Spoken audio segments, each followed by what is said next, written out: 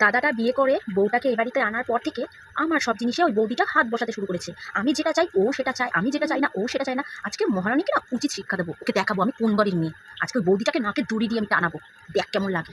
বৌদি, ও বৌদি, এদিকে একটু শুনে যাও। আরে তাড়াতাড়ি এসে শুনে যাও। কি শুনতে পাচ্ছে না নাকি? মহারানী কি ঘুমিয়ে আছে নাকি? না নাকে তেল দিয়ে তেল চাপটাচ্ছে? রিয়া মনে হচ্ছে আমাকে ডাকছে। রিয়া, যাই গিয়ে শুনে আসি বোন কেন ডাকছে, নাহলে আবার রেগে যাবে। যাই তাড়াতাড়ি। হ্যাঁ বোন বলো, আমাকে তুমি ডাকছিলে? আরে না না, আমি ঘুমাচ্ছিলাম না, আমি একটু ঘরের ঝাঁটাটা দিয়ে একটু ঘরটা একটু পরিষ্কার করে রাখছিলাম, তাই শুনতে পাইনি। তো বলো, কি বলবে বলো। ওরে বাবা, এতক্ষণে নাকি মহারানী আসার সময় হয়েছে। তা মহারানী কোন কাজটা করছিলে যে তুমি এতবার ডাক ডাক দিয়েছি, একবারও যে কথা শোনোনি? নাকে তেল দিয়ে কি ঘুমাচ্ছিলে, না সারাদিন কাণ্ডে পিণ্ডে গিলছিলে? হ্যাঁ ঠিক আছে ঠিক আছে, তোমার অত লেকচার শুনতে চাই না। যাও, কি রান্না করেছো তাড়াতাড়ি আমার জন্য খাবার নিয়ে এসো, আমার খিদে পেয়েছে। আরে যেটা আছে সেটা নিয়ে এসো না, অত লেকচার তোমার জ্ঞান শুনতে চাই না। যাও নিয়ে এসো, কি খাবার রান্না করেছো, যাও। ও, এই জন্য তুমি রাগ করেছো, বুঝলাম। তোমার খিদে পেয়েছে বলেই তুমি রেগে গেছো, তাই তো? আচ্ছা, আজকে তো আমি বাড়িতে সোয়াবিন আলুর তরকারি করেছি, তোমার ফেভারিট। ওটাই আজকে নিয়ে আসছি। আচ্ছা আচ্ছা। আর আর রাগ করো না তুমি। এই নাও বোন, তোমার জন্য আমি সোয়াবিনের তরকারি নিয়েছি, এবার খেয়ে দেখো তো কেমন হয়েছে।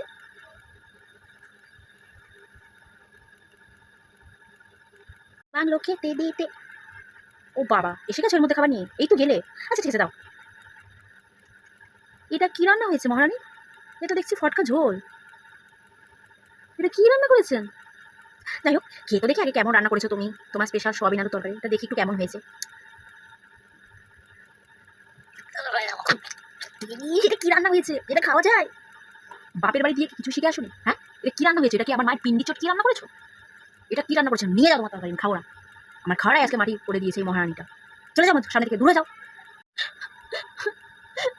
এত কষ্ট করে বোন আমি তোমার জন্য এটা ভালোবেসে রান্না করলাম, আর তুমি আমাকে এইভাবে অপমান করলে।